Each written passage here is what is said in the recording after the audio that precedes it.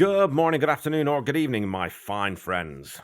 Welcome to the 12th episode of Season 7 of the Tom Petty Project podcast. I'm your host, Kevin Brown. This is the weekly podcast that digs into the entire Tom Petty catalogue, song by song, album by album, and includes conversations with musicians, fans, and people connected with Tom along the way. So, as I've started doing lately, a few social media shout-outs. First of all, thanks to everyone who said very nice things about the 100th episode anniversary. I know that most podcasts don't make it this far, so I'm really happy to have hit that milestone and also to still have so many of you along for the ride. Thank you very much for listening. Talking about Ain't Love Strange on Facebook, Mark Lindsay said, only a few artists could explain something as complicated as love in only the first 2 to 3 sentences of a song. Tom is clearly one of those master songwriters. And I've talked lots before about Tom's ability with language, and heading into the second half of the catalogue, we're only going to be talking about that particular facet of his craft more. Another quick shout out to Marilyn, Rebecca, Penny, and Griselda, who are the moderators of the Tom Petty Fans Forever Facebook group. Since the passing of Gwen Jones, these ladies have kept up the energy and the spirit of the group beautifully, so that it's still the same positive, very relaxed, very happy, welcoming place it was when I joined it back in August of 2021. Seems like a lifetime ago. When the number of members then hadn't even hit 1,000.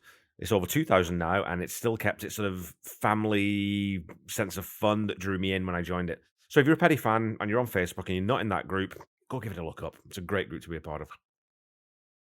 Today's episode covers the penultimate track from Let Me Up, I've Had Enough, and a song that, to my ear, has always had the most Springsteen flavour sprinkled into it in the Heartbreakers catalogue, How Many More Days. So if you're new to the podcast, I don't play the song itself in the episode to stay on the right side of copyright law and to be respectful to Tom's music and the estate.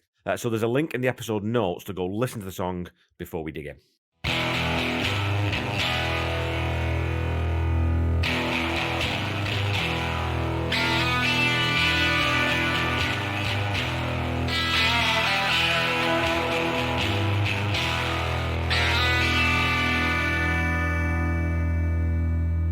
In conversations with Tom Petty, Tom tells Paul Zollo that this is another song from these sessions that was completely ad-libbed in the studio.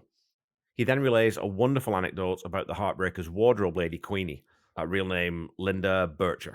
And Tom says, she's been with us, God knows, since the early 80s. She always requests that one. We'll always be back there in the hall waiting for the encore, and Queenie will run up and go, how many more days? How many more days? But we never do it. We don't know it. Just that she thinks we would know it is hysterical. So here we get another peek behind the curtain.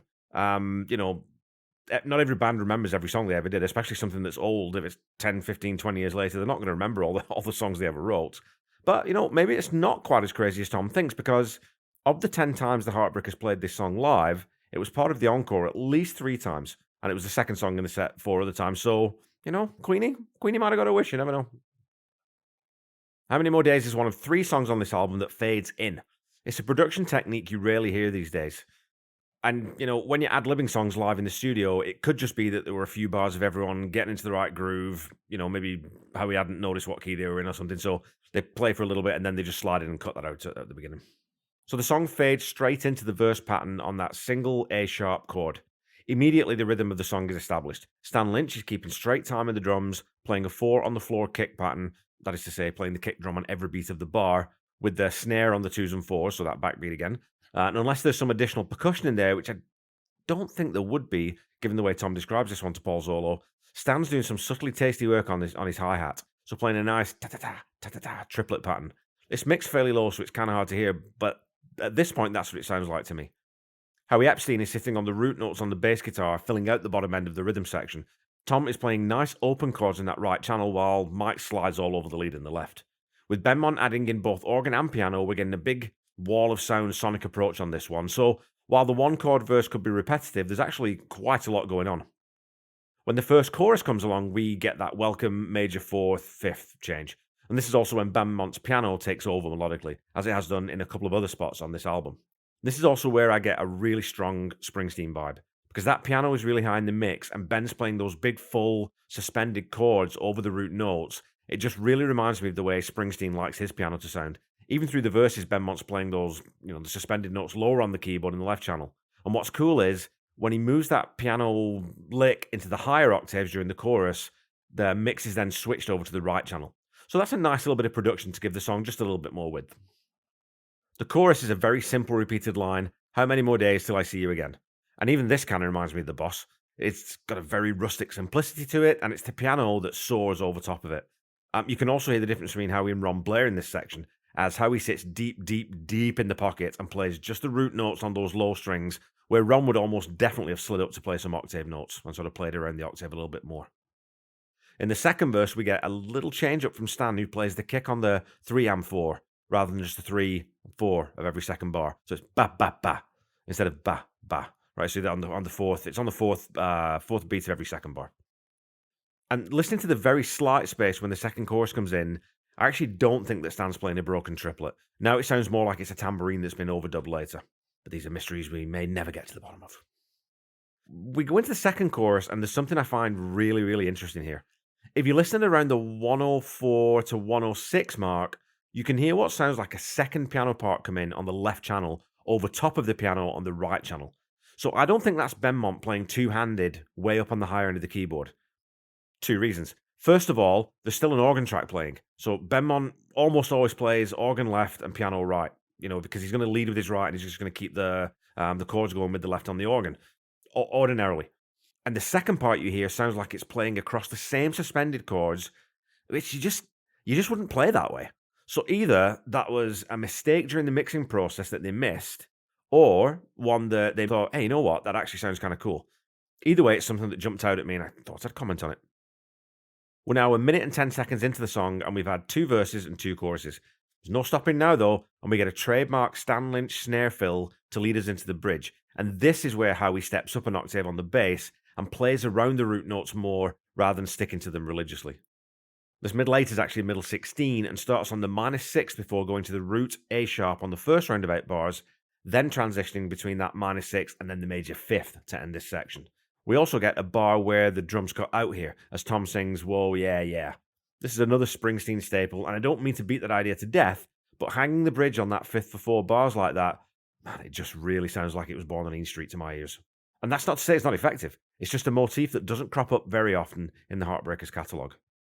Throughout the bridge, there's no let up from Mike Campbell and Benmont either. Ben's still chopping his way around those suspended chords, and Mike's still sliding around that lead all over the place. And we'll get to the production a little later, but this is where I think the song could have used an outside ear. I think that just feels very slightly cluttered.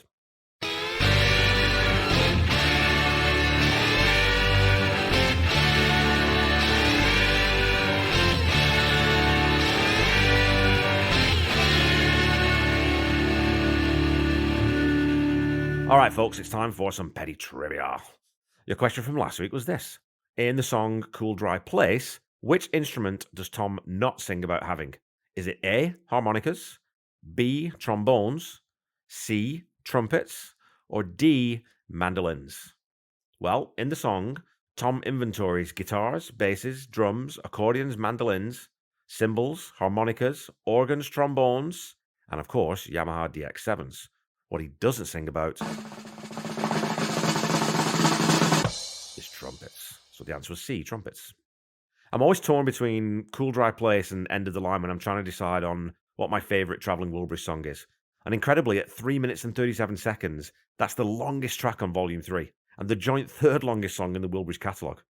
Get in and get out. Don't waste a single note. And Tom was in pretty great company when it came to economy in that group, and brought his distinctive drawl to a brilliantly jocular song about having masses and masses of musical equipment and nowhere to put them. Your question for this week is this. Sticking with the Wilburys theme, which legendary blues musician appeared on the Wilburys Volume 3 album?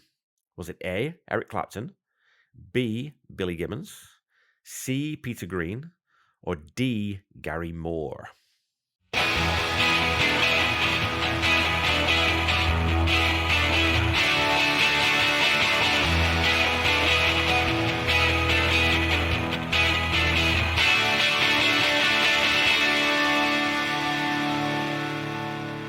Okay, back to the song. The bridge leads us into a strange 4-bar, I'd almost call it a pre-solo. It's the root A sharp before bars, with Tom singing "I Need to See You Again," sort of over top of that, the intro or the verse pattern. And this leads us into, a 16-bar verse-chorus pair instrumentally, over which Mike Campbell lays down a solo, with Benmont adding in some piano flair toward the end. Now, stay with me on this. Don't want to lose you here, but this is probably the only instance in the entire Heartbreakers catalog where I think I've ever heard Mike C drop a note. If you listen closely between 204 and 205, he plays a major seventh note, which I'd be willing to bet money he didn't mean to. But as this is all completely off the cuff and improvised, it's incredible that he's gone through this entire song without losing his way at least once in one take. It's not exactly a duff note, but it doesn't fit the straight bluesy pentatonics he's been playing to that point at all, which is why I think it was a very teeny tiny mistake. The final verse comes in, and we do get a slight dynamic shift with Benmont and Mike dialing their playing right back, and the percussion drop way back also. It's almost to just the kick and the snare. There's no hat in there. There's definitely no tambourine in there. The chorus then starts to build back into the outro with Howie playing some higher bass notes and Mike Campbell saving his best for last. Some of the licks he plays in this outro are really, really tasty. We also don't get a fade out here. And right at the end, you can hear Benmont's beautiful organ tone shining through at last. On to the production. Look, I don't love it on this song, basically in general. I think it's one of the few times you could accuse Mike of overplaying a little bit, and I think the solo was definitely a very quick one take and done. And that usually works, but again, that major seventh note just feels a little bit out of place to me, and not something that Mike would usually leave in at all. It's definitely not something Jimmy Iovine, Rick Rubin, or Jeff Lynne would have left in. The bass is a bit muddy again, and I think the song suffers from being a little bit too cluttered. You also can't hear Benmont's organ. And I think maybe if Benmont had filled Mike's space with that organ higher in the mix, and Mike had played fewer licks to give the song a bit more space, I reckon it would have made Mike's guitar playing sound better and just sort of made the song just, I don't know, made sonically a little bit cleaner. It's just overall, it's just a wee bit muddy, this one. This, again, it's a very rare thing in the Heartbreakers catalogue. It doesn't ruin the song, but I do think it detracts from it.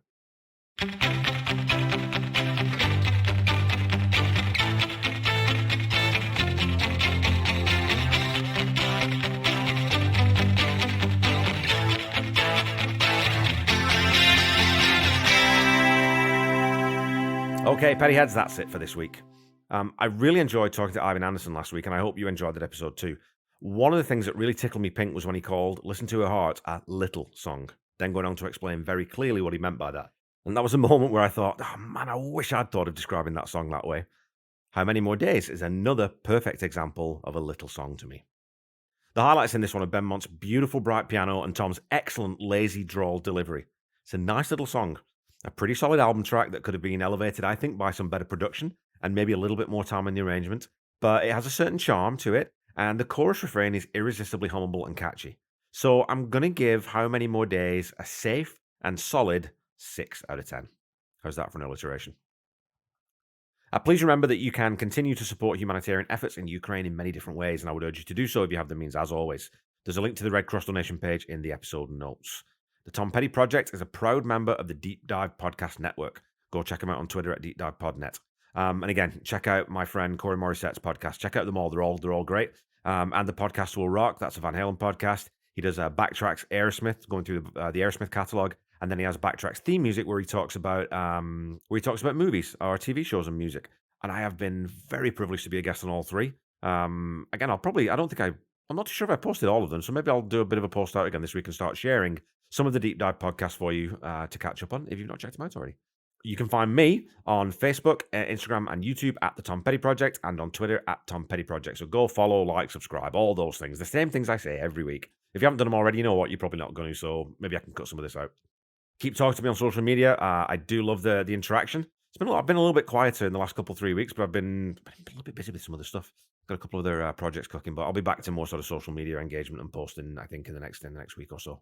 The Tom Petty Project is not affiliated with the Tom Petty Estate in any way, and when you're looking for Tom's music, please visit the official YouTube channel first to try to find what you're looking for, and also go to tompetty.com for official merchandise. You can check out tompettyproject.com for unofficial My Podcast merchandise. Tom's face is not on there, Tom's name is not on any of it, at the request of the estate, but there is some stuff on there that I think is pretty cool. Don't forget to check out the Tom Petty Nation and Tom Petty Fans Forever groups on Facebook if you're not already a member. I love hanging out, especially in the Tom Petty Fans Forever group. The Tom Petty Nation is where you're going to get all your Tom Petty news. It's the official fan club, and that's where you're going to find out about new releases and all that kind of stuff. So go hang out or even just dip your toes into there every now and again. Until we meet again next week, keep listening to and sharing Tom's music. Try to be kind. Try to say I love you to someone at least once a day. Stay safe and healthy, and I'll be back with you next week to cover the final track from the 7th Heartbreakers album, the title track, Let me up. I've had enough. Bye bye.